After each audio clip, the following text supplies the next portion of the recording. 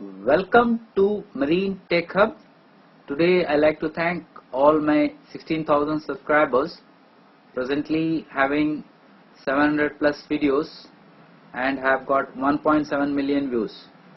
So in the membership level 1, this is for class 4, and level 2 is for class 2, level 3 for all troubleshooting, level 4 I give most of the information regarding latest technology. Level 5 is the highest level where I will be giving all the videos to you, and you can call me directly for any help. For making all this payment, you can go to my bank account and my name is there, IFSC code is there. You can make the payment. Once the payment is done, please send the screenshot, so I will send you the videos. Or you can make payment on Paytm. You can scan the QR code and send me the screenshot. So I will be helping you in this regard. So any message with respect to payment, please let me know. If you have any doubt also, you can message me so that I will be helping you. Welcome to Marine Tech Hub. Today I like to explain about main bearing inspection. This is part 3 of the video. So in this picture you can see, concentrate here, this is the hydraulic jack and this is the hose which will be connected to the hydraulic hand pump, which I have explained in the part 2 of the video. So here I am trying to show you in the schematic diagram, so you will understand better. We have the side bolts. You can see this is the side bolt, one this side and one this side. So this is the operating side and this is the non-operating side. Okay, so if you see the side bolts here, you have to remove this and you have to remove this. So you have to loosen the adjacent side bolts, both the sides. Okay, that is one point. The other point is, we have the hydraulic jack here. You see the turning handle. The turning handle will be inserted into the hydraulic nut here. Okay, so the first thing what you have to do is turn the hydraulic jack mounting bolt. Okay, they are saying hydraulic jack mounting bolt, it touches the end of the main bearing cap. So I will show you in the pictorial diagram actual what is the hydraulic jack mounting bolt. So mounting bolt will be put on this, then you will have this spacer. You see the spacer here, this is the spacer on both sides. The spacer need to be locked. You can see the holding bolt, this holding bolt. So you have to put the spacer first for locking it, otherwise this spacer will come down. So first thing what you are going to do is, you are going to put the jack mounting, the hydraulic jack mounting bolt. First you put that, then you put the spacer. Spacer need to be locked. Okay, once that is done, then you put the hydraulic jack.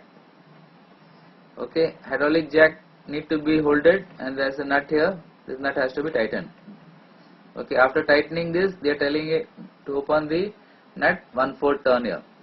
Okay, so in this picture what you can see is, you can see the side bolts, you can see the hydraulic jacks, and to turn the nut here, hydraulic nut, you need to have a small tool here, special tool for opening that. Okay, so I will be showing you the actual picture of it so that you will understand better. Okay, so this is the spacer. So you have to put the first the hydraulic jack bolts first, then the spacer, lock it. So this locking initially you have to do, but once you are putting the pressure of 600 bar, this locking has to be removed, otherwise you can't turn the nut. You can see here, this is the first thing you have to put. You can see this is the jacking bolts here, that is you need to put it, and here the hydraulic nut here. You can see the slot, this need to be turned. This need to be turned when you give a pressure of 600 bar. But this locking nut which you are putting, this locking nut will be holding somewhere here. So this locking nut need to be removed. So this is the spacer here. Spacer will be locked by the bolt, and this is the hydraulic jack. So one of the important thing what you have to do is the hydraulic jack need to be purged. There should not be any air. You can see here there is an Allen bolt here. So slag it so that air and oil comes out, then you can lock it. If you are not doing this, you can break the seal.